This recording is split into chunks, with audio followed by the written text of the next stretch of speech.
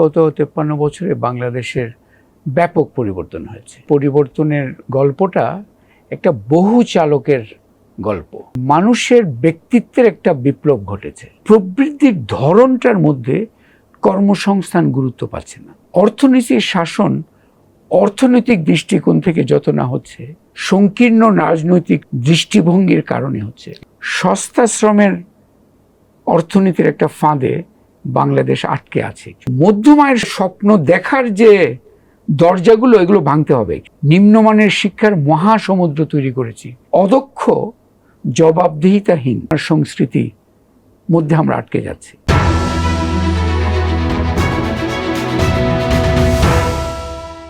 প্রিয় দর্শক, মিররি Bangladesh presents TVS economy শোতে আপনাদের সবাইকে স্বাগতম। আমি সাজ্জাদুর রহমান আছি আজকে আলোচনায়। দর্শক, আমাদের অতিথি হিসেবে গেস্টে যিনি এসেছেন দর্শক, তার আসলে আপনারা সবাই চিনবেন, ডক্টর হোসেন জিল্লুর রহমান, বাংলাদেশের অন্যতম অর্থনীতিবিদ এবং পিপিআরসি নামে যে একটা এনজিও আছেন, power and participation research centre, সেটার ফাউন্ডার অ্যান্ড এক্সিকিউটিভ ডিরেক্টর হিসেবে দায়িত্ব পালন করছেন। সো দর্শক, আমরা জানি 2007-08 সালের কেয়ারটেকার গভর্নমেন্টের ডক্টর হোসেন জিল্লুর রহমান অ্যাডভাইজার হিসেবে দায়িত্ব পালন করেছেন, এডুকেশন এবং কমার্স মিনিস্ট্রিতে দায়িত্বে ছিলেন। সো ডক্টর হোসেন জিল্লুর রহমানের দর্শক অনেক পরিচয় আছে।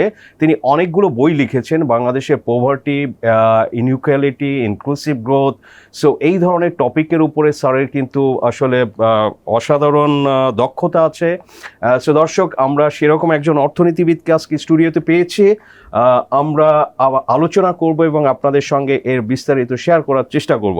সো স্যার, আপনাকে স্বাগতম টিভিএস স্টুডিওতে। আনন্দিত এসে। জি স্যার, বলছিলাম যে এই যে বাংলাদেশের ইকোনমি অ্যাটলিস্ট গত 2 দশকে একটা অনেক স্ট্যাবল ছিল। ম্যাক্রো ইকোনমিটা আমাদের অনেকে অ্যাপ্রিসিয়েট করতো, একটা হাই গ্রোথের মধ্যে ছিল। তো এই যে গত 53 বছরে যে বাংলাদেশের জার্নি, ইকোনমিক গ্রোথ, এটাকে স্যার আপনি কিভাবে দেখেন, অ্যাসেস করেন? লম্বা সময়কাল ধরে যদি বিবেচনা করি, মানে শুরুতে কি ছিলাম, এখন কি, নিঃসন্দেহে বাংলাদেশের অনেক ধরনের ইতিবাচক পরিবর্তন হয়েছে। একটু ভঙ্গুর অর্থনীতি ছিল, দারিদ্র পীড়িত একটা অর্থনীতি ছিল আমাদের। সেই অর্থে অর্থনীতির খাতগুলো খুবই সীমিত খাত ছিল, উৎপাদনশীলতা কম ছিল, খাদ্য নিরাপত্তার বিষয়টা এক ধরনের শঙ্কার মধ্যে ছিল। এইসব সূচকের দৃষ্টিকোণ থেকে গত 53 বছরে বাংলাদেশের ব্যাপক পরিবর্তন হয়েছে, একটা ভিত্তি দাঁড়িয়েছে। বাংলাদেশ যে মধ্যমায়ের স্বপ্ন দেখার যে সক্ষমতা অর্জন করেছে, আমাদের যেটা বললাম, এবং এই সক্ষমতাটা একমাত্রিক নয়, আমাদের এক ধরনের ইভেন আপনি যদি বলি যে কানেক্টিভিটি, যোগাযোগ ব্যবস্থা, এটারও ব্যাপক। আগে আমরা বলতাম না বাংলাদেশ হচ্ছে গ্রামের একটা দেশ, কিন্তু এইসব আইসোলেটেড ভিলেজ বলে এখন আর নাই, সবাই জাতীয় অর্থনীতির সাথে কানেক্টেড। এটা কিন্তু একটা বড় পরিবর্তন হয়ে গেছে। আমরা আগে দুর্যোগ আসলেই ভেঙে পড়তাম, মারা যেত মানুষ, অর্থনীতি ভেঙে পড়তো। এখন আমরা দুর্যোগ মোকাবেলায় এক ধরনের সক্ষমতা অর্জন করে ফেলেছি। আমরা সেই অর্থে দারিদ্র বিমোচনের একটা উল্লেখযোগ্য অগ্রগতি করতে পেরেছি। আমাদের যে দারিদ্র সীমার নিচে বসবাসকারী জনসংখ্যা, তার সংখ্যাও যথেষ্ট কমিয়ে আনতে পেরেছি। আমাদের শিক্ষার ক্ষেত্রে, বিশেষ করে নারী শিক্ষা ইত্যাদি কিছু কিছু সূচকে আমরা যথেষ্ট অগ্রগতি অর্জন করেছি। আমাদের অর্থনৈতিক খাত আগে এক ধরনের তেমন কোনো বহির্বিশ্বের সাথে যোগাযোগ ছিল না। এখন কিন্তু আমাদের গার্মেন্টস সেক্টর বলি, রেমিটেন্স বলি, অন্যান্য কিছু শিল্পের কথা বলি, আমাদের যথেষ্ট যোগাযোগ হয়ে গেছে। একটা এন্টারপ্রেনিউরিয়াল ক্লাসও কিন্তু গড়ে উঠেছে।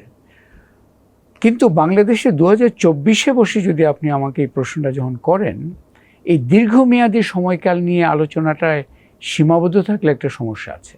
কারণ এখন আমাদের 2024-এর আলোচনাটা পিছিয়ে ফিরে তাকানো নয়, সামনের দিকে তাকানো। আগামীতে আমরা কদ্দূর যেতে পারছি, এটা নিয়ে স্যার আমরা পরবর্তীতে আসবো। নিশ্চয়ই। 24 আমরা জানি যে অর্থনীতি বিভিন্ন ইন্ডিকেটরে বড় চ্যালেঞ্জের মধ্যে আছে।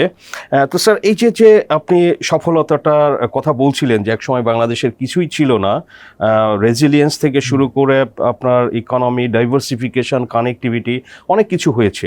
সো এর মধ্যে স্যার আপনি কোনটাকে টার্নিং পয়েন্ট হিসেবে দেখছেন?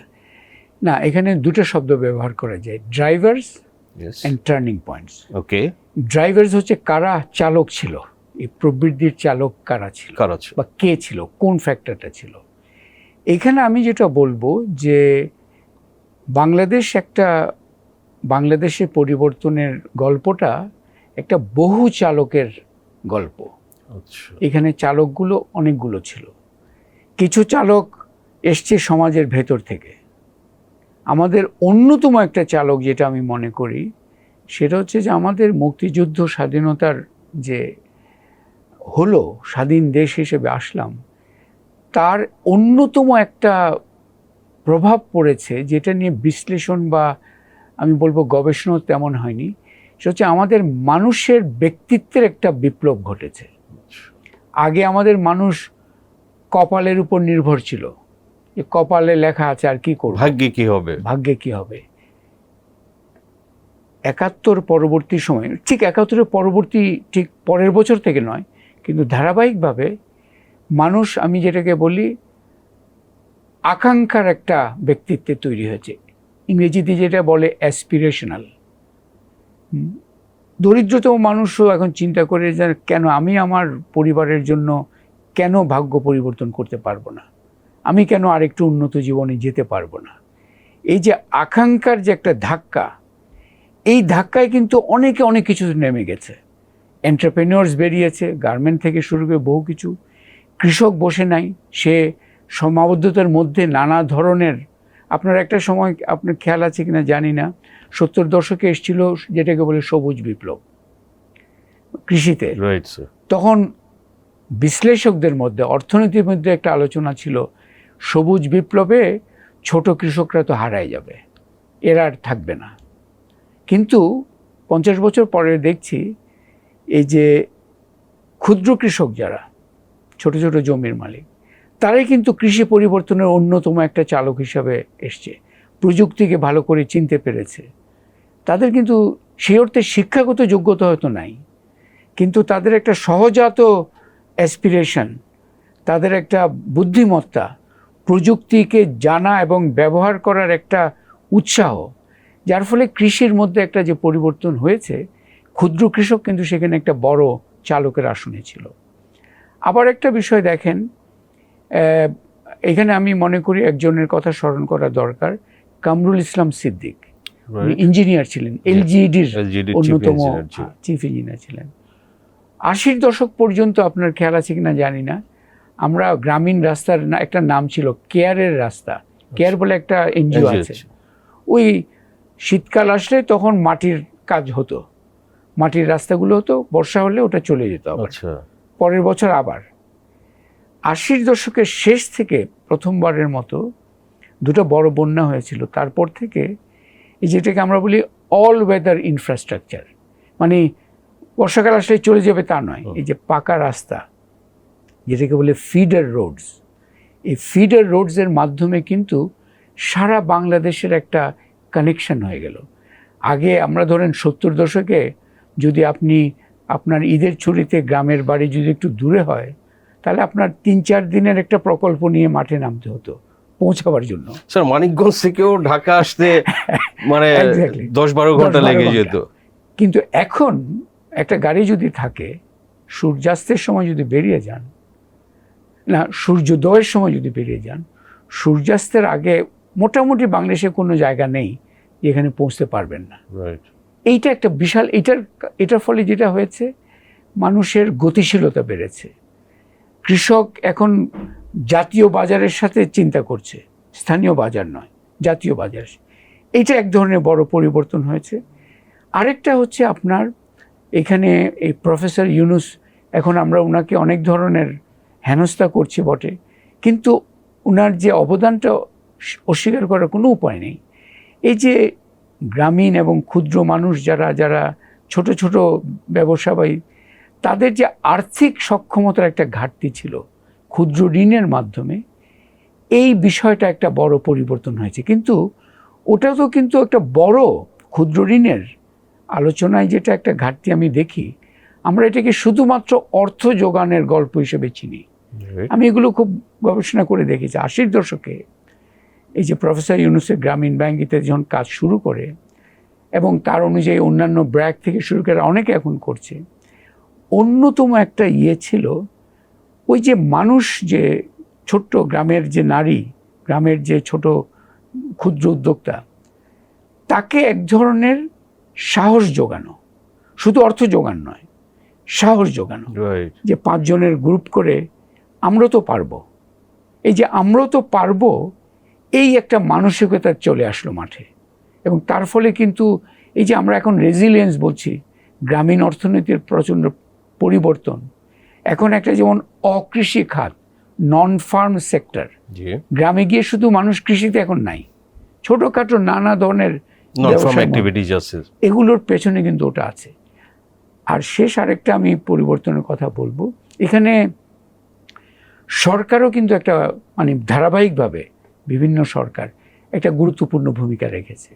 যেমন এই যে শিক্ষার ক্ষেত্রে এই যে যেটাকে বলা হয় প্রাইমারি স্টাইপেন্ড প্রোগ্রাম বা সেকেন্ডারি মেয়েদের জন্য স্টাইপেন্ড প্রোগ্রাম, এগুলো সরকারের উদ্যোগে হয়েছে। কিন্তু এগুলোর মাধ্যমে কিন্তু শিক্ষার, বিশেষ করে এই যে প্রাথমিক শিক্ষার একটা ব্যাপক অগ্রগতি হয়েছে।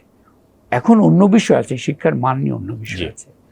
সো সরকারও একটা ভূমিকা রেখেছে।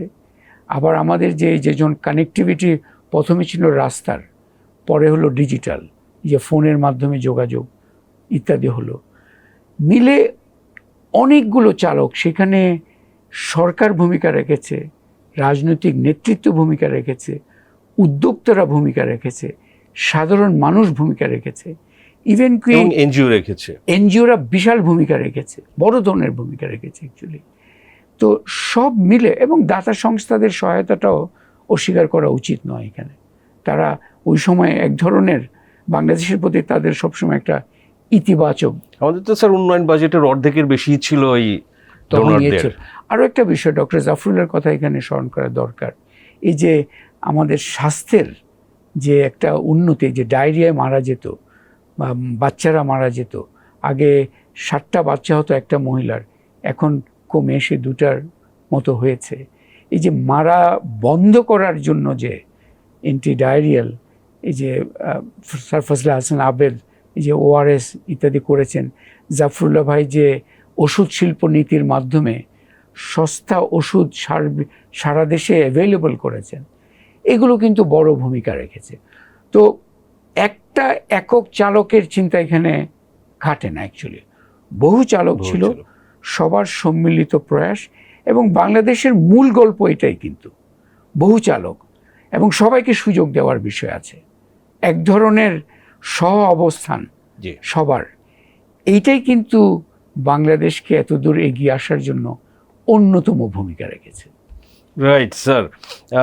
স্যার এই যে অনেক ডেভেলপ হয়েছে আপনার কথাতেও সেটা আমরা জানতে পারলাম, কিন্তু স্যার আমরা যেটা দেখছি যে আমাদের পোভার্টিটা অনেক কমেছে, যেটা হচ্ছে এখন 18.7% আছে, এবং এক্সট্রিম পোভার্টি তো 5-6%-এর মতো মনে হয় এই সময়।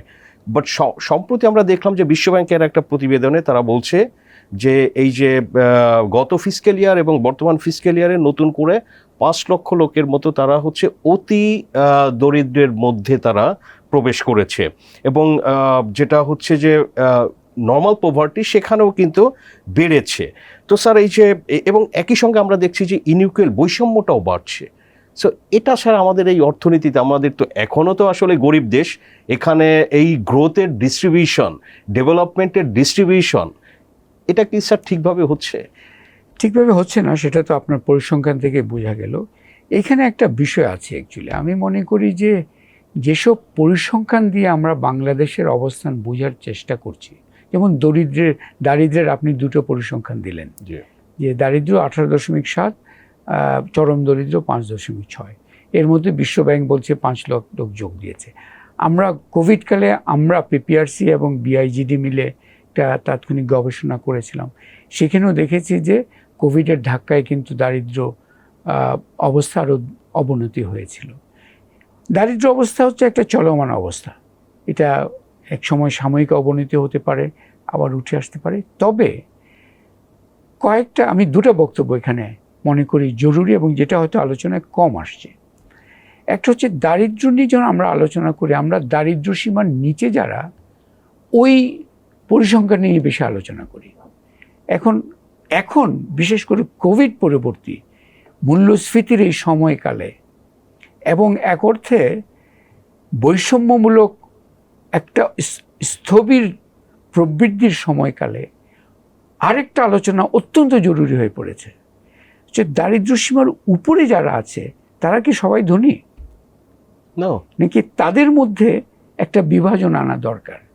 যেমন আমি মনে করি যে দারিদ্র্য সীমার একটা দারিদ্র্য রেখা আছে, পভার্টি লাইন, আর একটা আমরা বলি মিডিয়ান ইনকাম, মানে পুরো ইনকামের নিচের মধ্যম নিচে, এই যে পভার্টি লাইন এবং মিডিয়ান ইনকাম, এর মধ্যে যারা বসবাস করে সেটা হচ্ছে মূলত আমাদের যারা বলি নিম্ন মধ্যবিত্ত, ইভেন মধ্যবিত্ত, এরা হচ্ছে ওই জায়গায় বসবাসকারী জনগোষ্ঠী। ওদের অবস্থা কিন্তু দুর্বল হয়েছে, ওদের অবস্থা। এবং এটা যদি যোগ দিই এর সাথে, এটা ইজিলি 50% কাছাকাছি তখন চলে আসবে। আমরা যারা দরিদ্র না বলে যদি বলি যে ঝুঁকিপূর্ণ বিপন্নতায় আছে জনগোষ্ঠীর সংখ্যা কত, তাহলে কিন্তু এটা 50% বেশি। আচ্ছা, আমি শুধু দরিদ্রের যদি কথা বলি তখন ওই টেকনিক্যাল ইয়ে করবেন, কিন্তু দারিদ্রের পরিসংখ্যান নিয়ে একটা বিষয় আমি ছিলাম যখন ব্যুরো অফ স্ট্যাটিস্টিক্স এটা রিলিজ করলো, এই যে হাইয়েস্ট 2022 যে ডেটা যেমন রিলিজ করলো, যেমন চরম দারিদ্র 5.6। একটা প্রশ্ন আমি করেছিলাম, তখন করিনি, অনুষ্ঠানে করিনি, পরে খোঁজ নিয়েছিলাম। এখন আপনি দেখবেন নগর দারিদ্র্যের চেহারার অন্যতম একটা দিক হচ্ছে রাস্তায় মানুষ আছে, হোমলেস, রাস্তায় বসবাস করছে।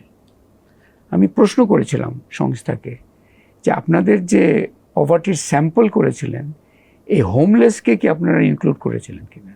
ওটাকে ইনক্লুড করেনি। আচ্ছা, কারণ ওদের ওটা করতে গেলে মেথোডোলজিক্যাল কিছু চেঞ্জ করতে হবে। তো দেখেন একটা বড় গোষ্ঠী কিন্তু এর মধ্যে পড়ে গেছে। এবং আপনি এখন দেখবেন যে এই যে হোমলেসের চেহারা, আপনি মসজিদের পাশে দেখেন বা রাস্তায়, ইভেন ধানমন্ডি আমি যেখানে থাকি, রাস্তার উপরেই মানুষের সংখ্যা বাড়ছে কিন্তু একটা। সো এখানে দারিদ্র্যের, আমি বলছি দারিদ্র্যের যে আলোচনাটা, এই আলোচনাটা অ্যাকচুয়ালি এখন বিপন্নতার আলোচনায় নেওয়া উচিত। শুধু দারিদ্র্য নিয়ে বললে আমরা ওই যে আগের চিন্তা যেটা দারিদ্র্যের একটা রেখা ইত্যাদি, কিন্তু বিপন্নতা করলে এই যে 50% বেশি মানুষ কিন্তু বিপন্নতার মধ্যে আছে, এবং আরও 50-এর আরও বেশি, এটা 60-70 হতে পারে। আমি যেটা বলছি যে এরা কিন্তু না খেয়ে নাই এইভাবে বলা যাবে না, কিন্তু এদের মধ্যে আবার দেখা যাচ্ছে যে ডেইলি ডায়েট, প্রতিদিন কি খাচ্ছে, খাদ্য তালিকায় কাটছাট হচ্ছে। আবার আপনার অনেক কিছু গ্রাম থেকে শহর থেকে গ্রামে চলে যেতে বাধ্য হচ্ছে একটা গ্রুপ, কারণ শহরের খরচ আর বোঝা টিকাতে পারছে না। আমাদের পরিসংখ্যানগুলো বিপরীতমুখী কিছু সিগন্যাল দিচ্ছে। যেমন সবচেয়ে শেষ যেটা লেবার ফোর্স সার্ভে, সেখানে একটা পরিসংখ্যান দিল যে প্রবৃদ্ধি হয়েছে কর্মসংস্থানের, কিন্তু শিল্প খাতে নয়, সার্ভিস খাতে নয়, কৃষি খাতে। কৃষি খাতে মূলত হয়েছে আপনার লেবার শেয়ারিং, কিছু প্রবৃদ্ধির একটা দিক আছে বটে, কিন্তু শিল্প খাত, সার্ভিস খাত, যেগুলো হচ্ছে মূল চালিকা আপনার ড্রাইভার, ওইখানে কর্মসংস্থান বাড়েনি। বেড়েছে, কৃষিতে বেড়েছে। তার মানেটা কি? কৃষি তার মানে হচ্ছে যে উৎপাদনশীলতার জায়গায় আমরা আটকে গেছি। সেই জন্য আমি যেটা মনে করি, আমাদের আলোচনায় ওই 53 বছরের আলোচনা অনেক করেছি, ওটার এখন একটু সমাপ্ত করা দরকার। এখন আলোচনা করা দরকার গত 15 বছরের আলোচনা। কারণ গত 15 বছরের আলোচনায় আমরা আগামী 15 বছর কদ্দূর যেতে পারবো তার জন্য 53 বছরের আলোচনা অত প্রযোজ্য নয়, গত 15 বছরের আলোচনা আরও বেশি প্রযোজ্য। Right sir. গত 15 বছরে আমরা কিছু পরিবর্তন দেখছি, যেটা আগের যে প্রবণতাগুলো থেকে ভিন্ন অ্যাকচুয়ালি। যেমন স্যার কিছু যদি শেয়ার করেন। হ্যাঁ, আমি বলি যেটা, যেমন প্রবৃদ্ধির ধরনটার মধ্যে কর্মসংস্থান গুরুত্ব পাচ্ছে না। আচ্ছা। আমাদের প্রবৃদ্ধি, কাগজে কলমে প্রবৃদ্ধি, কিন্তু কর্মসংস্থানটা একটা ঘাট। এবং আপনি দেখতে পাবেন যে ফিগার্সগুলো দেখাই যাচ্ছে যে যুব কর্মসংস্থান, শিক্ষায় নয়, ট্রেনিংয়ে নয়, কর্মসংস্থান নয়, এর সংখ্যা প্রায় 40%। জি, এবং তারা সবাই তরুণ। নয়, আমরা বলছি এটা আমাদের জনমিতির ডেমোগ্রাফিক ডিভিডেন্ড, জনমিতির যে আমাদের সুফলটা এটা করতে পারছি না আমাদের। আপনি যেটা বললাম, আবার কর্মসংস্থানের এই যে খাতওয়ারি যদি চিন্তা করি, আমরা ঘুরে ফিরে কিন্তু এখনো 2024-এও সেই দুই প্রবৃদ্ধির খাতের উপর নির্ভরশীল, গার্মেন্টস, রেমিটেন্স। এই দুই খাতের অন্যতম পরিচয় হচ্ছে সস্তা শ্রম। আমাদের গার্মেন্টস শ্রমিকদের মজুরি কম বলে আমরা কম্পিটিটিভ এইভাবে বলার চেষ্টা করি। রেমিটেন্সও আমরা পাঠাচ্ছি লো স্কিলড লেবারার। 2024-এ সস্তা শ্রমের অর্থনীতির একটা ফাঁদে বাংলাদেশ আটকে আছে অ্যাকচুয়ালি। এটা গত 15 বছরে এগুলো ভাঙার তেমন কোনো আমরা দেখতে পারিনি। কেন আটকে আছে? তার সাথে কিন্তু শিক্ষার মান, শিক্ষার ধরন, শিক্ষার জগৎটা কিভাবে পরিচালিত হচ্ছে তার সাথে একটা সংযোগ আছে। আমরা সেই ধরনের উৎপাদনশীল মানব সম্পদ গড়ে তুলতে পারছি না। এখানে একটা বড় ধরনের ঘাটতি আছে। স্যার, এর জন্য এটা নিয়ে অনেক কথা হয়, তো এটা আসলে কারা দায়ী? এই যে দক্ষ জনগণ আমরা তৈরি করতে পারছি না। খুব বেশি গবেষণা করতে হবে না, মানে এটার সাথে আমি বলছি দায়ী মূলত আমাদের শিক্ষা ব্যবস্থার ধরনটা একটা দায়ী, আরেকটা হচ্ছে আমাদের অর্থনীতি যেভাবে পরিচালিত হচ্ছে সেখানে এই কর্মসংস্থানের বিষয়কে প্রাধান্য দিয়ে নীতি জগৎটা ঢেলে সাজানোর যে ব্যাপারটা ওইভাবে সাজানো হচ্ছে না। যেমন আমাদের এসএমই সেক্টর, এইখানে প্রাধান্য দেওয়া উচিত।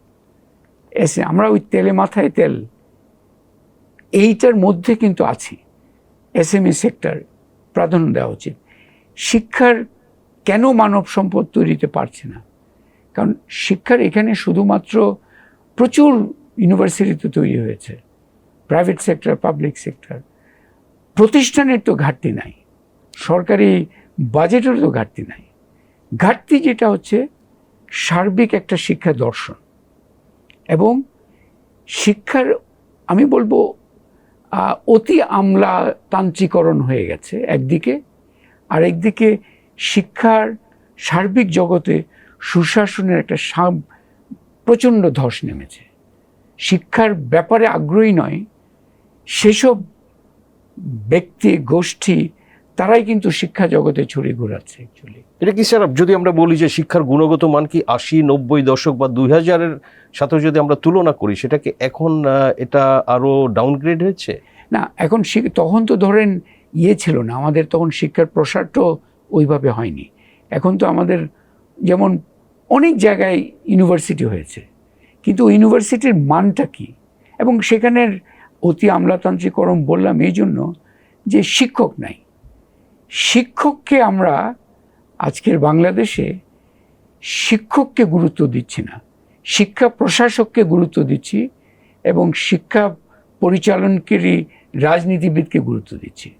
শিক্ষকের সেই মর্যাদাও নাই, সেই গুরুত্বও নাই, তার যে প্রয়োজনগুলো মেটাবার যে আগ্রহ, নীতি মনোযোগ, সেটাও নাই। আমরা কিন্তু বাংলাদেশের আগামীতে আগাতে হলে শিক্ষা নিয়ে সার্বিক পুনঃচিন্তা যদি না করি, সস্তা শ্রমের ফাঁদ থেকে অতিক্রম করা সম্ভব হবে না। এবং আমাদের দেশ থেকে যে আজকাল তরুণদের জরিপ যখন হয়, জিজ্ঞাসা করা হয় কোথায় থাকতে চাও, একটা বিশাল সংখ্যক কিন্তু এখানে থাকতে চায় না, চলে যেতে চায়, না ফিরে আসার জন্য চলে যেতে চায়। কেন? এখানে তো আমরা তো আমাদের দেশে থাকতে পারলেই তো ভালো, আমাদের পরিবেশ, পরিচিত পরিবেশ, কিন্তু সুযোগ তো থাকতে হবে। আজকের তরুণীরা তারা কিন্তু কপালের লিখনের উপর নির্ভরশীল থাকতে রাজি নয়। তাদের ভাগ্য তারা নিজেরাই গড়তে চায়, কিন্তু তাদের তো সেই সুযোগ দিতে হবে। আমি তরুণদের সাথে কথা বললে যেটা দেখি, তারা বলে যে কষ্ট করতে আমাদের সমস্যা নেই, পরিশ্রম করতে সমস্যা নেই, কিন্তু নিয়ম থাকতে হবে, যোগ্যতাকে প্রাধান্য দিতে হবে, নিয়ম প্রপারলি ফলো করতে হবে। এসব আমলাতান্ত্রিক লাল ফিতার দৌরাত্ম্যের মধ্যে সার্বিক বিষয়গুলো আটকে থাকা উচিত নয়, এবং শিক্ষার সাথে আগ্রহী নয় এইসব ব্যক্তিত্বের আস্ফালন, ছড়ি ঘোরানোর, এগুলোতে তারা বীতশ্রদ্ধ হয়ে যায়। তারা সেই জন্য যারা বলি, কিন্তু জেনারেল মেধার দৃষ্টিতে তারা যদি বিদেশে যায়, তারা কিন্তু ভালো করে।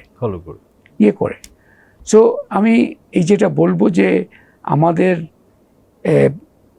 এই যে শিক্ষার একটা বিষয় আছে, আমাদের খাতওয়ারি সেক্টরাল পলিসি যেটা বলছি, আমরা এখনো কিন্তু ঘুরে ফিরে সেই গার্মেন্টস, রেমিটেন্স, অন্যগুলো উঠছে, কিন্তু কোথাও ব্রেক থ্রু পর্যায়ে যেতে ডাইভার্সিফিকেশন, এক্সপোর্ট, অনেক কথা হয়, আমাদের উদ্যোক্তারা আছে, বিভিন্ন ঔষধ আমরা আফ্রিকায় রপ্তানি করছি, কিন্তু ব্রেক থ্রু পর্যায়ে যেতে পারছি না।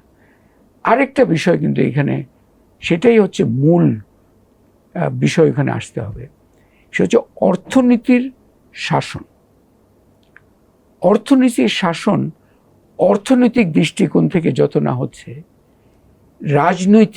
সংকীর্ণ রাজনৈতিক সুবিধা, রাজনৈতিক দৃষ্টিভঙ্গির কারণে হচ্ছে। এই অর্থনীতির শাসনটা স্যার কি? আমি অর্থনীতি বলছি, যেমন ব্যাংকিং সেক্টর কিভাবে পরিচালিত হবে, তার নিয়ম কানুন কেমন হবে, এটা হচ্ছে অর্থনীতির শাসন। আমার যে সাবসিডিগুলো কারা পাবে, এটা হচ্ছে অর্থনীতির শাসন। সিকিউরিটি এক্সচেঞ্জ কমিশন কিভাবে পরিচালিত হবে, এটা হচ্ছে অর্থনীতির শাসন। অর্থ মন্ত্রণালয়ের বাজেট কিভাবে ডিস্ট্রিবিউটেড হবে, প্ল্যানিং কমিশনের প্রকল্প কিভাবে গৃহীত হবে, এগুলো হচ্ছে অর্থনীতির শাসন, সুশাসন। কিন্তু প্রতিটাতে আমরা দেখি যে আপনার এই যে ব্যাংক নিয়ে এখন আলাপ হচ্ছে না, ব্যাংকের মার্জিন নিয়ে আলাপ হচ্ছে। ওই প্রশ্নটা কেন আমরা করব না? এই অবস্থায় কেন আসলো? যেইগুলো খারাপ ব্যাংক হিসেবে চিহ্নিত হচ্ছে, 10-15 বছর আগে যেগুলো সবচেয়ে ভালো ব্যাংক ছিল, কেন খারাপ হলো, কাদের জন্য, সেটা সেই আলোচনা আসতে হবে না? অবশ্যই আসতে হবে। এবং এখানে আমাদের এক ধরনের আলোচনার বাইরে রেখে এগুলো লাভ নেই। অ্যাকচুয়ালি কাকে আপনি লুকাচ্ছি কাকে? সো এখানে ঘুরে ফিরে আমি যেটা দেখছি যে এই যে অর্থনীতির পরিচালনার যে নীতি জগৎ এবং যেই বিষয়গুলো প্রাধান্য পাচ্ছে, এখানে কিছু ক্ষমতার সাথে সম্পৃক্ত কিছু গোষ্ঠীর সুবিধাগুলো যেন অক্ষুণ্ণ থাকে, সেটাকে অনেক সময় অগ্রাধিকার দেয়া হয়। এর মধ্যেও আমি এটা বলবো, এটাই একটা বাংলাদেশের শক্তির দিক, যে এত কিছুর মধ্যে, এত অব্যবস্থা, এত এই নীতিহীনতার মধ্যেও সেটা আমি বলবো যে পরিশ্রমী উদ্যোক্তা এবং পরিশ্রমী কৃষক, পরিশ্রমী শ্রমিক, এরা কিন্তু এরপরেও চেষ্টা করে যাচ্ছে, যেখানেই ন্যূনতম সুযোগ পাচ্ছে তাদের পরিশ্রম, উদ্যোগ, বুদ্ধি চালাচ্ছে। কিন্তু এটা সাফিসিয়েন্ট নয়। আমরা সেই জন্য এই যে 53 বছরের গল্প 2024 আমি মনে করি সমাপ্ত করা দরকার। আমাদের এখন গত 15 বছরের গল্প এবং বিশেষ করে আগামী 15 বছরে যেতে পারবো কিনা সেই গল্পটা নিয়ে আলোচনা, এবং আগামী 15 বছর আলোচনা করতে হলে এই যে গত 15 বছরের আলোচনাটাই মুখ্য হতে হবে। কারণ 70-এ কী ছিল সেটা ইতিহাসবিদের জন্য গুরুত্বপূর্ণ, গত দশক কী ছিল বর্তমান অর্থনীতির সেটা গুরুত্বপূর্ণ, কারণ ওটার মাধ্যমে নির্ধারিত হচ্ছে কোন খাতগুলো আগাবে।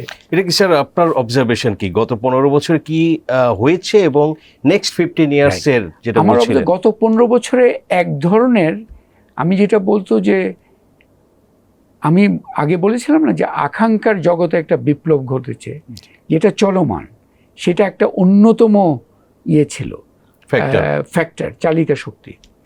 আরেকটা চালিকা শক্তি ছিল, যেটাকে আমি বলবো যে প্রতিযোগিতার একটা আবহ, সেটা রাজনৈতিক প্রতিযোগিতা হোক, অর্থনৈতিক প্রতিযোগিতা হোক, ইভেন সামাজিক প্রতিযোগিতার।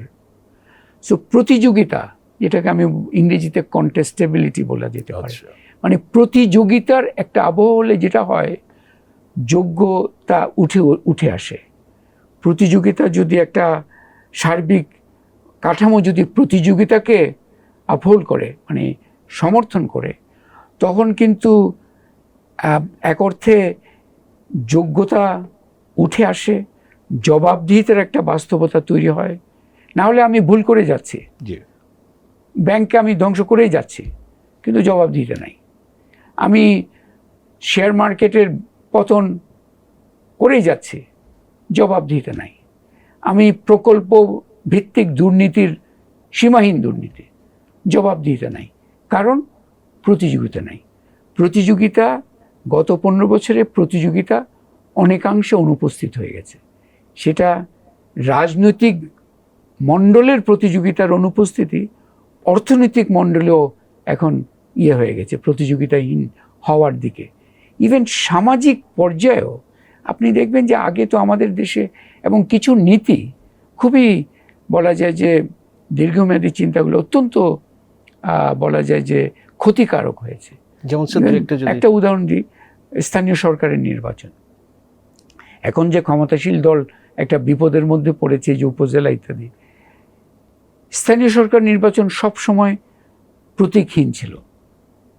স্থানীয় সরকার নির্বাচনটা বাংলাদেশের ঐতিহাসিকভাবে প্রতিযোগিতার একটা রাজনৈতিক ক্ষেত্র হিসেবে লালিত হয়ে আসছে। 2013-তে এটাকে উল্টায় দেওয়া হলো, প্রতীক ভিত্তিক। একদিকে সেটা করা হলো, আবার নির্বাচন হচ্ছে কিন্তু ভোট হচ্ছে না, নতুন একটা বাস্তবতা। নমিনেশন পেপার কেনা হচ্ছে মূলত সেজন্য। আগে জবাবদিহিতা ছিল জনগণের কাছে, এখন জবাবদিহিতা হচ্ছে উপরের দিকে। মানে উপরের উনি খুশি হলে আমি তাহলে পাবো, আমার ভাগ্য খুলবে। উপরের উনি বলতে কিন্তু অনেক স্তর আছে, মানে একদম নিচেরটা, তার উপরেরটা, ইত্যাদি ইত্যাদি। জবাবদিহিতা হওয়া উচিত নিচের দিকে, জনগণের কাছে। এখন হচ্ছে উল্টো দিকে। জনগণ তারা কি বলছে না বলছে, তারা দুঃখ পায়, এগুলোর ম্যাটার করে না। একটা অদ্ভুত বাস্তবতায় চলে আসছে। এটা এক অর্থে এগুলো চলতে পারতো যদি যারা এই জবাবদিহিহীন একটা নীতি পরিচালনা করছেন, তারা যদি একটা দক্ষতা দেখাতেন। আমি একটা বলবো যে একটা অদক্ষ, জবাবদিহিতাহীন একটা পরিচালনার সংস্কৃতি মধ্যে আমরা আটকে যাচ্ছি, যার ফলে সঠিক সিদ্ধান্তগুলো, দীর্ঘমেয়াদী সিদ্ধান্তগুলো, আমরা অনেক উদ্যোক্তা নিই। একটা পত্রপত্রিকা এসেছিল, এই যে ডিজিটাল অনেক হচ্ছে, কয়েকদিন আগে কিন্তু আবার বের হলো যে ডিজিটাল অনেক উদ্যোগ নেওয়া হয়েছে না, ভালো, কিন্তু এগুলোর চিন্তাটা ভালো, কিন্তু দেখা যাচ্ছে যে কানেক্টিভিটির সূচকে বাংলাদেশ পিছিয়ে আছে। তার মানে অনেক উদ্যোগ হয়, যেমন একটা দেখা গেল যে অনেক অ্যাপ নাকি তৈরি হয়েছিল। তৈরি যখন হচ্ছে তখন ঘনঘটা করে অনেক মিডিয়া কাভারেজ, কিছুদিন পরে ওগুলো চলছে কিনা যখন প্রশ্ন করা হয়, তখন বলা হচ্ছে যে ওটা তো দেখা যাচ্ছে চলছে না, হয়তো ওটার কোনো নাই। এই যে আমাদের একটা আমলাতন্ত্রের আরেকটা মানসিকতা এসছে, জবাবদিহিহীন রাজনীতি এবং অর্থনীতি আমলাতন্ত্রকেও জবাবদিহীনতার সংস্কৃতির মধ্যে ঠেলে দিয়েছে। আমলাতন্ত্রও এখন এক ধরনের ক্ষমতার একটা স্বপ্নের মধ্যে বিভোর হয়ে আছে। অ্যাকচুয়ালি অনেকে তো বলে ক্ষমতার মধ্যেই আছে এবং প্র্যাকটিসও করছে তারা, এবং বাট ওটা আমি বলছি ওই জবাবদিহিতার যেহেতু ধাক্কাটা নাই, তাদের মধ্যে যোগ্যরা কিন্তু উপরে আসছে না, এবং তারও যেটা ভালো দিতে পারতো ওদিক, এর মধ্যে আমি বলছি না যে সবাই এর মধ্যেও কিন্তু ভালো লোকজন অবশ্যই প্রতিটা ক্ষেত্রে, রাজনীতি বলি, অর্থনীতি বলি, আমরা প্রতিটা ক্ষেত্রে কিন্তু ভালো লোক নাই সেটা বলা যাবে না, কিন্তু মূল চেহারাটা তো দেখাতে হবে। এবং এই আমলাতন্ত্রের সরকারি, যেটাকে আমরা রাষ্ট্রযন্ত্র বলি, আমলাতন্ত্র না বলি রাষ্ট্র, তাদের একটা অন্যতম এখন একটা চাহিদা হচ্ছে প্রকল্প সংস্কৃতি। এখন ফলাফল নয়, ওই প্রকল্পের ফলে কি হলো, মানুষের ভাগ্য কতটুকু পরিবর্তন হলো, জনগণ তাদের যে কল্যাণমুখী সূচকগুলো কতটুকু অগ্রগত হলো। এখন বাল্যবিবাহ এখন 40%, নারীর প্রতি সহিংসতা এখন অনেক বেশি। আমাদের যে সামাজিক সূচক, এগুলো অর্থনৈতিক সূচক তো আমি বললাম, দরিদ্র ওই টেকনিক্যাল না দিয়ে আমি যদি বিপন্নতার সূচক ব্যবহার করি, আলোচনাটা সম্পূর্ণ ভিন্ন হয়ে যেতে বাধ্য। আমাদের তরুণদের যে চাহিদা, বেকারত্বের বিষয়, এই যে প্রকল্প এবং প্রকল্পের মধ্যে আপনি দেখবেন যে দুর্নীতির নানা ধরনের, দুর্নীতিতে অনেক নিপুণতা আসছে, এখানে অনেক কৌশল, অনেক আমরা যেটা ইনোভেশন বলি, দুর্নীতি নিয়ে অনেক ইনোভেশন হয়েছে। যেমন প্রকল্প 10 টাকার, ওটাকে দেখা হচ্ছে 1000 টাকার, বাদবাকিটা কোথায় যাবে আপনি চিন্তা করতে পারেন। অপ্রয়োজনীয় প্রকল্প, যেটা দুর্নীতির একটা ওভারল্যাপিং, আপনার সময় মতো না করা। প্রত্যেক দিনই আপনারাই দেখাচ্ছেন বড় একটা বিল্ডিং পড়ে আছে, কারণ ওটার যেটা যে আমরা বলি সম্ভাব্যতা, প্রয়োজনীয়তা যাচাই না করে বানিয়ে ফেলেছে। সব মিলে আমি যেটা বলবো যে আজকে সত্য কথা বলাটা শক্তির সাথে, ভয়হীনভাবে, এটা জাতির জন্য খুব প্রয়োজন হয়ে গেছে। এটা সিম্পলি একটা মানে আমি বলবো না যে একটা নাগরিক দায়িত্ব ইত্যাদি নয়, কারণ আমাদের আলটিমেটলি সবারই, আপনি 50-53 বছর যেহেতু বললেন, 53 বছরের শুরুতে তো আমরা একটা স্বপ্ন নিয়ে শুরু করেছিলাম, তাই না? জি। একটা সমৃদ্ধ শুধু নয়, আমি যেটা মনে করি যে মধ্যম আয়ের স্বপ্ন যেটা আমরা দেখছি এখন, সার্বিকভাবে বলছি না আমরা, এবং এটা গর্বের বিষয়, এবং সবাই এটার জন্য ধন্যবাদ প্রাপ্ত। রাজনৈতিক নেতৃত্ব, আমাদের সামাজিক নেতৃত্ব, এনজিও নেতৃত্ব, ব্যবসায়িক নেতৃত্ব, নাগরিক নেতৃত্ব, সবাই এটার ধন্যবাদ যে আমরা মধ্যম আয়ের স্বপ্ন দেখার সক্ষমতা অর্জন করেছি। কিন্তু এই মধ্যম আয়ের সক্ষমতা অর্জন করা একটা জিনিস, আর মধ্যম আয়ের স্বপ্নটা কি হবে সেটাতে আমি আর ঢুকতে পারি, কি হবে সেটার উপাদান যোগান দেওয়ার আমাকে ওখানে দরজা দিয়ে বন্ধ করা হয়েছে। এটা শুধু ক্ষমতার যারা আছেন তারাই ঠিক করে দিচ্ছেন মধ্যম আয়ের স্বপ্ন মানে হচ্ছে এটাই। এটা কি স্যার অনলি যেটা দেখা হচ্ছে যে পার ক্যাপিটা ইনকাম, ইভেন পার ক্যাপিটা ইনকামও তো একটা সূচক, এটা তো একটা সূচকটা সঠিক কিনা সেখানেও বিষয় আছে। আমি বলছি এখানের মধ্যে শুধু কিছু অবকাঠামো খুব দরকার, কিন্তু কর্মসংস্থান তো সেখানে দরকার। আমাদের এই যে বৈষম্যের কেন বাড়ছে, বৈষম্য, এগুলো দরকার। সো মধ্যম আয়ের স্বপ্ন, এইটার এই যে এটা স্বপ্ন দেখার যে দরজাগুলো, এগুলো ভাঙতে হবে। অ্যাকচুয়ালি আমরাও সেই স্বপ্ন দেখতে চাই। স্বপ্ন দেখতে চাই মানে একটা স্বপ্ন নয়, ওই স্বপ্নটা কি হবে সেই উপাদানগুলো যোগান আমরাও দিতে চাই। আমি বলতে আমি বলছি সার্বিক জনগণ, প্রত্যেক গোষ্ঠী, পরিশ্রমী উদ্যোক্তা, পরিশ্রমী কৃষক, পরিশ্রমী এনজিও, পরিশ্রমী আপনার সামাজিক গ্রুপ, নারী, পুরুষ, তরুণ, সবারই এই যে স্বপ্ন নির্মাণ, মধ্যম আয়ের স্বপ্ন দেখাটা এখন মুখ্য বিষয় নয়, মধ্যম আয়ের স্বপ্ন কিভাবে নির্মিত হচ্ছে সেটাই হচ্ছে আজকে 2024-এ বাংলাদেশের জন্য অন্যতম বিষয় হচ্ছে মধ্যম আয়ের স্বপ্ন কিভাবে নির্মিত হচ্ছে, কারা নির্মাণ করছে, এবং কারা কিছু দরজা তৈরি করে সেখানে বৃহত্তর জনগোষ্ঠীর প্রবেশ বন্ধ করে রেখেছেন ওই উপাদান যোগান দেওয়ার জন্য। রাইট স্যার, আপনি বলছিলেন যে আগামী 15 বছরের কথা নিয়ে, বাট এই যে আপনি ব্যাকগ্রাউন্ড পিছনের কথা অনেক বললেন যে কি হচ্ছে, কিভাবে হচ্ছে, এবং আমরা এর সঙ্গে দেখছি আমাদের অর্থনীতিতে একটা গ্রোথ, যদিও কোভিড অ্যান্ড রাশিয়া ইউক্রেন যুদ্ধের পরে একটু স্লো, কিন্তু আমরা দেখছি যে আমাদের ধরেন যে আমাদের ট্যাক্স ওইভাবে গ্রো করছে না, আমাদের ইনভেস্টমেন্ট গ্রো করছে না, একটা জায়গাতে আটকে আছে। আমরা যদি ইন টার্মস অফ জিডিপি বলি যে প্রাইভেট ইনভেস্টমেন্ট 22-23%-এর মধ্যে আছে। তো এই যে আমাদের ইনভেস্টমেন্ট বাড়ছে না, আমাদের সেভিংস বাড়ছে না, তো অর্থনীতিটা এভাবে যে নেক্সট আমরা স্বপ্ন দেখছি এলডিসি গ্রাজুয়েশন 26-এ হয়তো হবে, তো এরপরে এগুলো তো ধরে রাখার জন্য যে আসলে সেগুলো কি কিভাবে হচ্ছে? না, যেমন আমি সেভিংস বা সঞ্চয় দিয়ে শুরু করি। সেভিং বাড়ছে না, তার অন্যতম একটা কারণ হচ্ছে সঞ্চয় খেয়ে ফেলতে হচ্ছে। এই অর্থনৈতিক বিপন্নতার কারণে আমার সঞ্চয় আমি ধরে রাখতে পারছি না, সঞ্চয়টা খেয়ে ফেলতে হচ্ছে ওই অর্থনৈতিক কষ্টের জন্য। এই যে আপনি বললেন 21-22% ব্যক্তি খাতের বিনিয়োগ আটকে, এটা কত বছর ধরে? আমি যখন 2010-এ পেপার লিখেছি 2000-তে, তখনও তো কিন্তু একই। এই যে আটকে আছে কেন? কারণ পরিবেশ, যে ব্যক্তি খাতের যে বিনিয়োগ, তারা তো একজনের মুখের কথায় বলবে না, একটা চমকপ্রদ ব্রোশিওর দেখে তারা বিনিয়োগ করবে না, তারা ক্যালকুলেশন করবে এখানে করা যাবে কি যাবে না। ঘুরে ফিরে তো আমাদের বিনিয়োগটা বাড়াতে পারছি না। ইভেন ফরেন ডাইরেক্ট ইনভেস্টমেন্ট, ওটাও একদম মানে খাচ্ছে, ওটা আরও তেমন নাই। এইটা তো, এবং আমাদের আরও কিছু আমরা যেটা করছি যে আশঙ্কার কয়েকটা বড় দিক হচ্ছে, এই যে বিনিয়োগ স্থবিরতাকে অতিক্রম করার জন্য এই বর্তমান ক্ষমতাসীন সরকারের একটা কৌশল হচ্ছে পাবলিক সেক্টর বিনিয়োগ দিয়ে এটাকে ইয়ে করা যায় কিনা, কিন্তু সেটা তারা করছেন খুবই ঝুঁকিপূর্ণভাবে, ঋণ নিয়ে। কারণ আমরা ইয়ে করতে পারছি না, ওই যে আমাদের রেভিনিউ বাড়াতে পারছি না।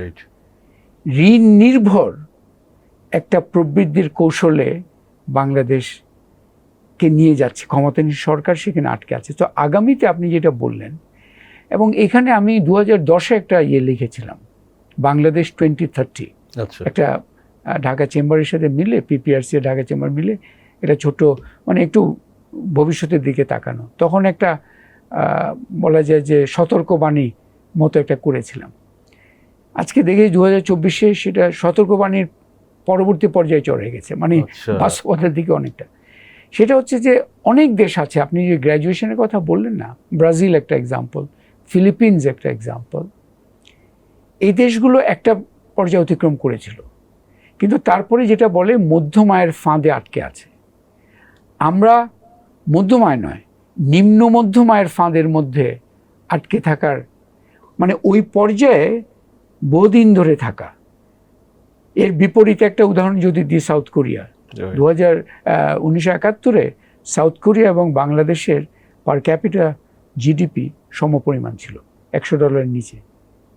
আজকে সাউথ কোরিয়া কোথায়? $24,000 উপরে, মানে ওরা হাই ইনকাম কান্ট্রি। বাংলাদেশ কোথায় ওটা আমরা জানি।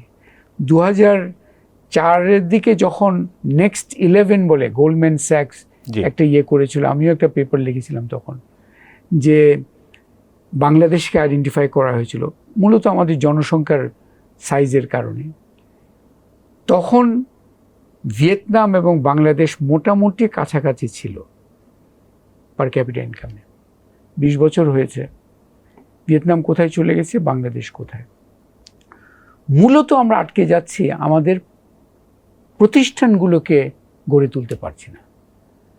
অর্থনীতি পরিচালনার প্রতিষ্ঠান, রাজনৈতিক প্রতিষ্ঠান, রাষ্ট্রীয় যন্ত্রগুলো, যেগুলো রাষ্ট্রীয় প্রতিষ্ঠানগুলো, এগুলো ইয়ে করতে পারছি না। আপনি দেখেন না, বঙ্গোপসাগরে আমরা ইয়ে পেলাম না একটা, যে সমুদ্র এরিয়া নিয়ে আমরা এটা কতদিন হলো, প্রায় 10 বছরের বেশি, 10 বছরের বেশি হয়েছে। আমরা সমুদ্র বিজয় নিয়ে যতগুলো সেমিনার করেছি, তার বিপরীতে মায়ানমার, যারও একটা তাদের ইয়ে, তারা, আমরা ভেবেছিলাম তারা হেরে গেছে, তারা কিন্তু ওই যে গ্যাস উত্তোলনের কাজ সিংহভাগ করে ফেলেছে। আমরা এখনো সেমিনার করেছি, অ্যাকচুয়ালি সমুদ্র বিজয় নিয়ে আমরা সেমিনার করেছি, কিন্তু সম্পদ আহরণের কাজটা আর করি নাই। এখনো ব্লু ইকোনমি নিয়ে বিভিন্ন প্রকল্পের কথা শোনা যায়, সেমিনার আছে। এই যে আমরা এই সেমিনার করতে অভ্যস্ত, কিন্তু কাজটা করতে অভ্যস্ত নয়। এবং এই যে আমলাতন্ত্র বলছিলাম, প্রকল্পের এই ধরনের সেমিনারের ব্যাপারে প্রচণ্ড আগ্রহ, অ্যাকচুয়াল কাজের দিকে নয়। তো সেই জন্য বলছি যে এই যে নিম্ন মধ্যম আয় অথবা মধ্যম আয়ের ফাঁদে আটকে পড়া, আমরা যে এলডিসি গ্র্যাজুয়েশন, এগুলো হচ্ছে বিশ্বব্যাংকের কিছু সীমারেখা তৈরি করা হয়েছে। সেই গ্র্যাজুয়েশনটা একটা আমরা অতিক্রম করলাম, একটা তো হয়েছে, আমাদের তো অর্থনীতির আকার বেড়েছে, জনসংখ্যা বেড়েছে, এবং আমি যেটা বললাম, আমাদের জনগোষ্ঠী তো আসলে পরিশ্রমী, উদ্যোগী, তাদের পরিশ্রমের ফলে বাড়ছে, কিন্তু ঘুরে ফিরে ওই দুইটাই সস্তা শ্রমের ড্রাইভার। বড় ধরনের আরও বড় ধরনের খাতগুলো আমরা করতে পারিনি। কিন্তু যে অনানুষ্ঠানিক খাত, এটার বিস্তার তো হবেই। রাস্তা বানালে রাস্তার পাশে একটা চায়ের দোকান হবে, একটা মেরামতের দোকান হবে, সেখান থেকে কিছু ইনকাম আসবে। এবং আপনি দেখবেন শ্রম জরিপ যখন হয়, সেখানে দেখবেন এখনও 87% কর্মসংস্থান হচ্ছে অনানুষ্ঠানিক খাতে। অনানুষ্ঠানিক খাতের কিন্তু এটা অ্যাটলিস্ট একটা শক্তি দিচ্ছে যে চায়ের দোকান করে অ্যাটলিস্ট একজন তো কর্মসংস্থান ওখানে হচ্ছে কিছুটা হলেও।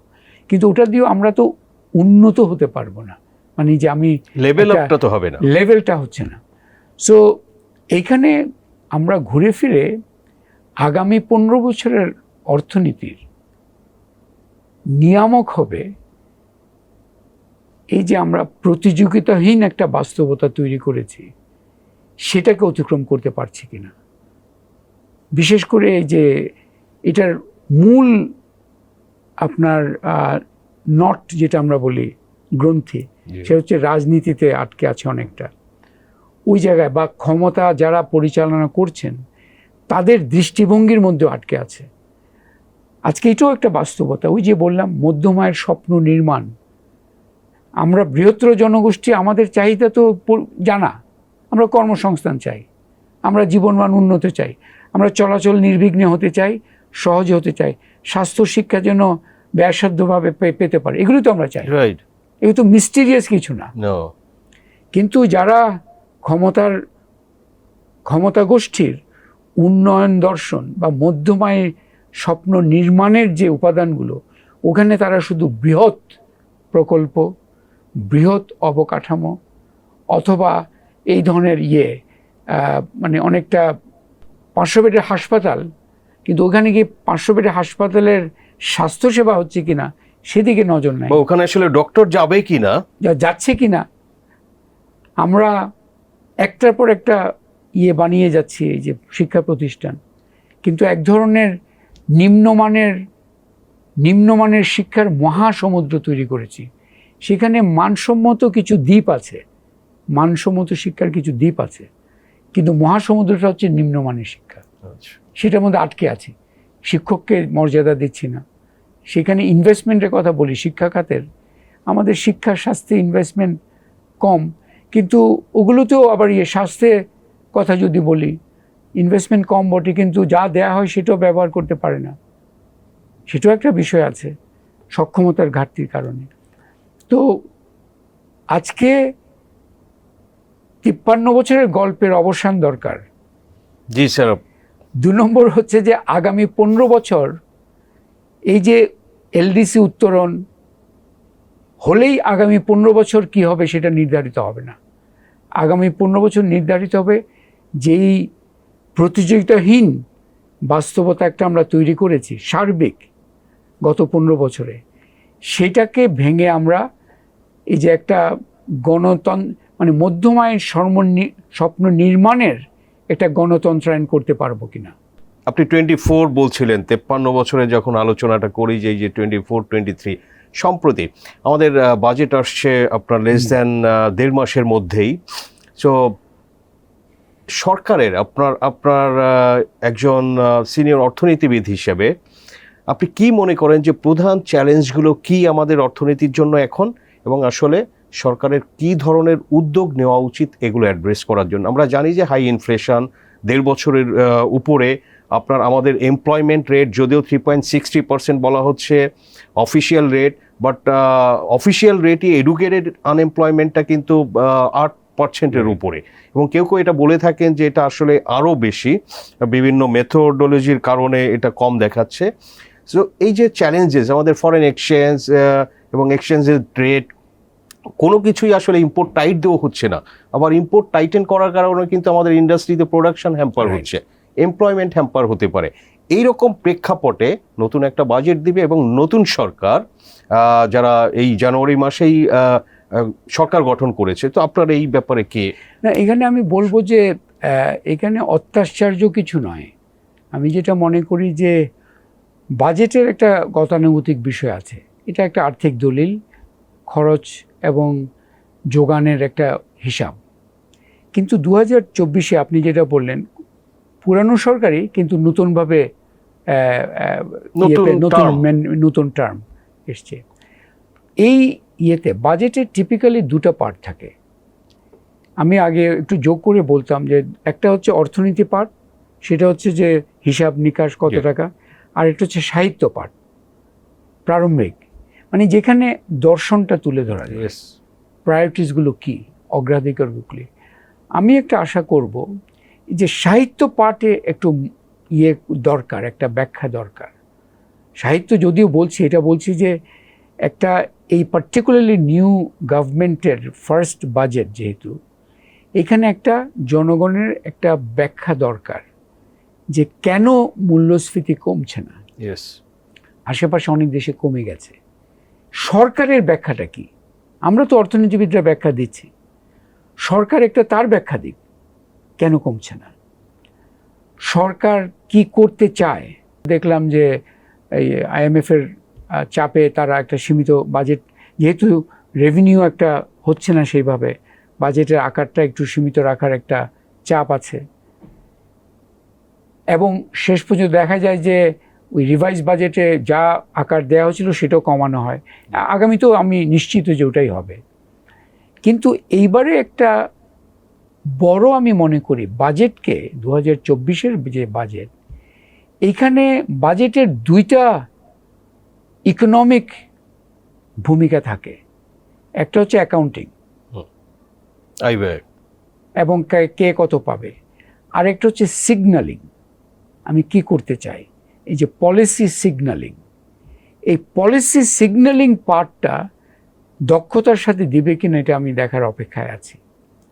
পলিসি সিগন্যালিং দিলে আমরা বুঝতে পারবো তারা এই যে ইনফ্লেশন নিয়ে কী চিন্তা করছে, ওটা কমাবার, আপনার এই যে দারিদ্র্য থেকে বিপন্নতার এই বাস্তবতাতে তারা কিভাবে, আমি দেখেছি যে সামাজিক নিরাপত্তায় কিছু আকার বাড়িয়েছে, ওই যে সুবিধাভোগীদের, কিন্তু ওটা একটা, ওটার ইম্প্যাক্ট সার্বিকভাবে তেমন কিছু নয়, মানে ইয়েতে ওটা বাড়িয়েছে একটা হলো, বরাদ্দটা তো খুবই ইনসিগনিফিক্যান্ট, বরাদ্দটা ইনসিগনিফিক্যান্ট, কিন্তু ওগুলোরও গুরুত্ব আছে, ওগুলো হোক, আই থিঙ্ক সেটা ভালো। বাজেটে পলিসি সিগন্যালসগুলো কি হচ্ছে, ওইটা এবারে অন্যান্য বছরের তুলনায় অনেক বেশি গুরুত্বপূর্ণ। কেন বেশি গুরুত্বপূর্ণ? কারণ এখান থেকে আমরা একটা সিগন্যাল পাবো যে সরকার আসলে কোনটাতে গুরুত্ব দিচ্ছে, কোনটাতে দিচ্ছে না। ওই যে আমরা হিসাব নিকাশ এগুলো নিয়ে আমরা হয়তো আপনারাও করবেন, আমাদেরকেও ডাকবেন যে এই খাত নিয়ে বলেন, ওই সেক্টর নিয়ে বলেন, এগুলো গতানুগতিক, এগুলো হতেই থাকবে। কিন্তু সিগন্যালিং পার্টটা এটা, এবং আমি TBS-কে আমন্ত্রণ করব, আমি আসতে প্রস্তুত আছি। বাজেট হয়ে গেলে এই সিগন্যাল কি দিল এটা নিয়ে একটা বিশেষ বৈঠক করা হোক। Sure sir. কারণ আমাদের এগুলোই বসে দরকার। স্বাস্থ্যে কত দিয়েছে, স্বাস্থ্য, এগুলো তো দেখব, এগুলো দেখার। এবং ওখানে টিপিক্যালি যেটা হয়, টিপিক্যাল একটা বলা হয়, বাজেটটা মূলত কিন্তু একটা আমলাতান্ত্রিক ধারাবাহিকতার বাজেট থাকে বাংলাদেশে, মূলত আমলাতান্ত্রিক ধারাবাহিকতা। গত বছরের তুলনায় 10% অ্যাড করো, এটা হচ্ছে একটা দর্শন বলতে পারেন আর কি। কিন্তু এই যে কোথায় একটু ভিন্নতা হলো, এই যে সিগন্যালিংটা দক্ষতার সাথে দিতে পারছেন কিনা, এটা একটা আমরা দেখার অপেক্ষায় থাকবো। এবং এখানে, এবং এটাও একটা প্রশ্ন যে আসলে এই মুহূর্তে আসলে বাংলাদেশের অর্থনীতি পরিচালনায় কারা মূল দায়িত্ব পালন করছেন। আমাদের তো কিছু ফর্মাল আছে, অর্থমন্ত্রী একজন, বা অর্থ সচিব, বাংলাদেশ ব্যাংকের গভর্নর, NBR চেয়ার, এগুলো তো জানি, কিন্তু আসলে কারা করছে, তারা কি ঐক্যবদ্ধভাবে কিছু করছে কিনা, আসলে কে চালাচ্ছে অ্যাকচুয়ালি, এই প্রশ্নটা একটা গুরুত্বপূর্ণ। ওই সিগন্যালিং থেকে আমরা একটা ভালো আইডিয়া পাবো।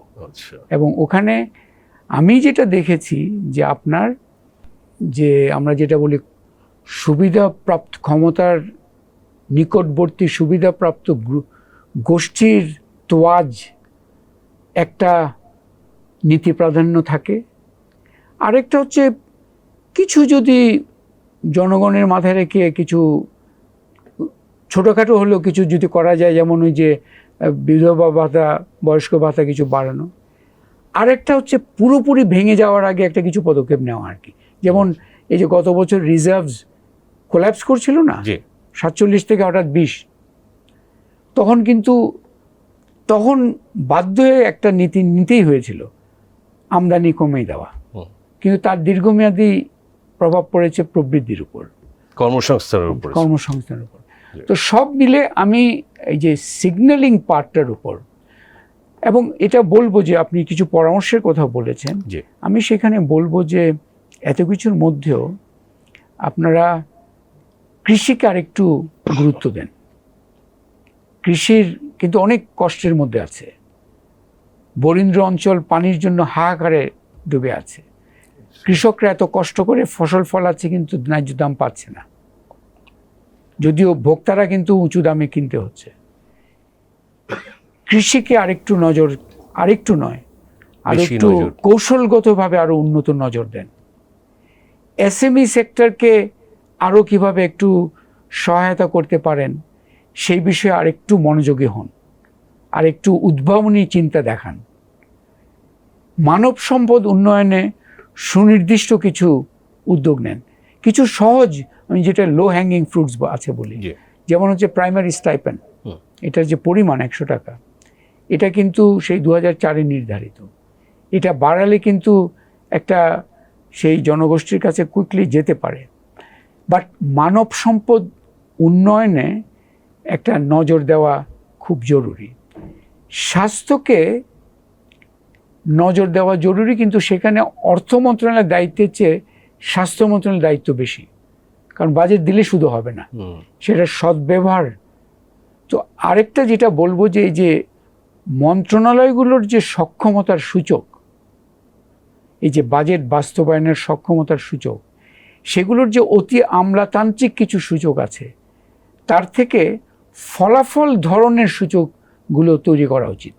এখন আমাদের যে এই যে আমরা ঠিকমতো কাজ করছি কিনা, মানে সরকারের রাষ্ট্রযন্ত্র যে সূচকগুলো তারা যে ব্যবহার করেন, টাকা খরচ করতে পারছি কিনা, এটা হচ্ছে সূচক। ওই টাকা খরচ করে মানুষের কল্যাণ হলে কিনা ওটা সূচকে নাই। এখনো উন্নয়ন বাজেট আমাদের টাকা খরচ করতে পারলাম কিনা। এখন আমি বলবো যে আপনারা এই যে মূল্যায়নের সূচক ইম্প্যাক্টের দিকে নজর নিয়ে আসেন। খরচ শুধু নয়, খরচ তো করতেই হবে, খরচ না করলে ইম্প্যাক্ট হবে না, কিন্তু ইম্প্যাক্টকে আপনাদের সূচক চিন্তার মধ্যে নিয়ে আসেন। সো এখানে কিছু আমি পরামর্শ যেগুলো দিলাম, সেগুলো হচ্ছে কিছু খাতওয়ারি পরামর্শ, কিছু অর্থনৈতিক নীতি রিলেটেড পরামর্শ, আর কিছু হচ্ছে যে অগ্রগতি মূল্যায়নের সংক্রান্ত পরামর্শ। এগুলো সব সামনে নিয়ে আসার দরকার অ্যাকচুয়ালি। রাইট স্যার, আপনাকে অসংখ্য ধন্যবাদ। আপনি আপনার খুবই ব্যস্ত সময়ের মধ্যেও আমাদের অনেকটা সময় দিয়েছেন, এবং বাংলাদেশের অর্থনীতির আমরা বলতে পারি যে শুরু থেকে এবং বর্তমান এবং সামনেও আপনি কি হতে পারে এবং কিছু পরামর্শমূলক কথাও বলেছেন। স্যার, আপনাকে অসংখ্য ধন্যবাদ। খুব ভালো লাগলো। জি দর্শক, আমরা শেয়ার করলাম, আমি আর বিস্তারিত বলছি না, আমরা অনেক কিছু জানার চেষ্টা করেছি, এবং ডক্টর হোসেন জিল্লুর রহমান মন খুলে তিনিও সব কিছু বলার চেষ্টা করেছেন। আমরা শেয়ার করলাম আপনাদের সঙ্গে। আলোচনা ভালো লাগলে লাইক করবেন, শেয়ার করবেন। আপনাদের সবাইকে ধন্যবাদ।